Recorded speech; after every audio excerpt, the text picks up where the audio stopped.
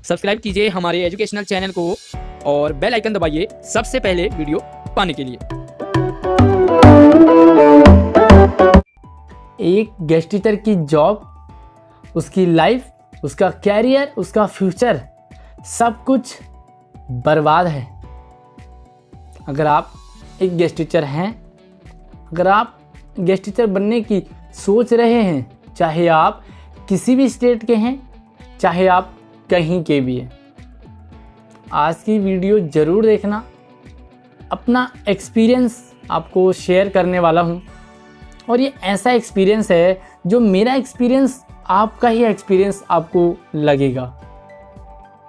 एक बेरोज़गार यानी कि एक पढ़े लिखे बेरोज़गार की दो कंडीशन होती हैं। पहली कंडीशन, उसके पास कोई जॉब नहीं है, वो बेरोज़गार है, पढ़ा लिखा है, बेरोज़गार है। दूसरी कंडीशन उसकी वो खतरनाक और वो गंदी होती है कि वो गेस्ट टीचर बन जाता है। उसके पास जॉब है लेकिन जॉब नहीं है।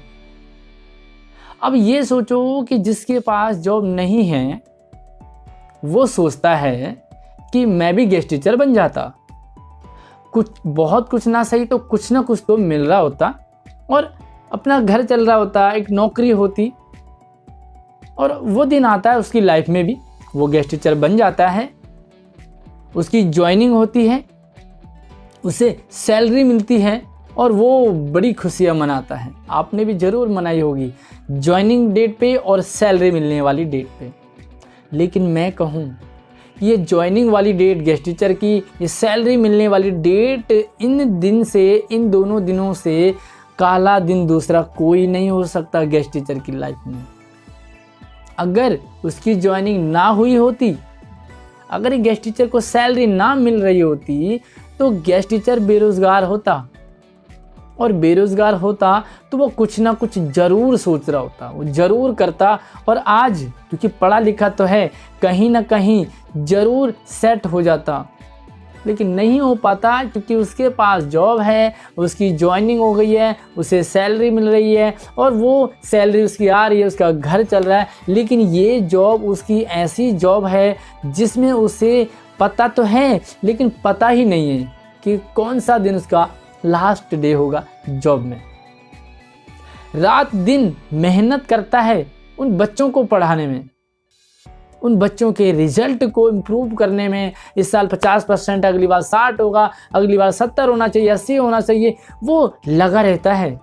नॉन रीडर को रीडर बनाने में, बच्चों को समझदार पढ़ा लिखा बनाने में। और एक मेहनती गेस्ट टीचर दिन रात बच्चों के बारे में ही सोचता है। घर आ जाता है लेकिन घर में भी वो अगले दिन वही प्लानिंग कर रहा होता है कि मैं कैसे स्कूल में जाऊं, क्योंकि उसे लगता है कि मैं टीचर हूं। इसी तरह उसके जो लाइफ में एक एक दिन, एक एक साल बढ़ते रहते हैं। सैलरी मिल रही है, जॉब है, टीचर की फीलिंग उसे आ रही होती है, लेकिन एक टीचर, गेस्ट टीचर को कोई भी सपोर्ट नहीं करता, कहीं भी उसे सपोर्ट नहीं मिल पाता। सरकार बड़े बड़े वादे तो करती है, ऐसा कर देंगे, वैसा कर देंगे, हम तुम्हारे साथ हैं, लेकिन सरकार ही तो साथ नहीं होती है। सरकार साथ नहीं होती है, डिपार्टमेंट साथ नहीं होता है, यहाँ तक कि उसका अपना स्कूल, HOS और इसके वो साथी भी कई बार अपने नहीं होते जो कि परमानेंट हैं। कहीं ना कहीं फीलिंग आ जाती है गेस्ट हैं, परमानेंट हैं। और दोस्तों इसी दौरान एक वैकेंसी निकलती है सरकारी। गेस्ट टीचर सोचता है फॉर्म भरूं न भरूं, भरूं या ना भरूं, नहीं भरता है। क्यों? क्योंकि गेस्ट टीचर की जॉब तो है ना, सैलरी तो आ रही है, जॉब तो है, टीचर तो हूं मैं, पढ़ा तो रहा हूं, स्कूल तो जा ही रहा हूं, नहीं भरता। अगली बार फिर से वैकेंसी निकलती है, वो फिर उसके दोस्त फॉर्म भरते हैं और वो भी भर देता है। कई बार तो रिलेटिव कहते हैं यार भर फॉर्म भर देता है। भैया फॉर्म भरने से जॉब मिलती है क्या? मेहनत करता नहीं है, नहीं कि कर नहीं पाता है। क्यों? क्योंकि सारा टाइम तो वो उन बच्चों के लिए सोचता है जिनको वो पढ़ा रहा होता है। इसी दौरान पेपर आते हैं, बहुत सारे काम होते हैं और क्या कुछ नहीं होता है, इन्हीं कामों में लगा रहता है एक गेस्ट टीचर।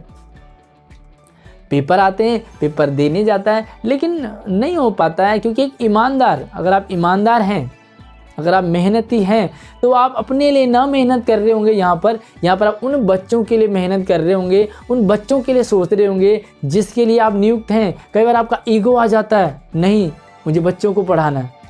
आप क्लास बंक नहीं कर सकते, आप अपना पढ़ने के लिए टाइम नहीं निकाल सकते।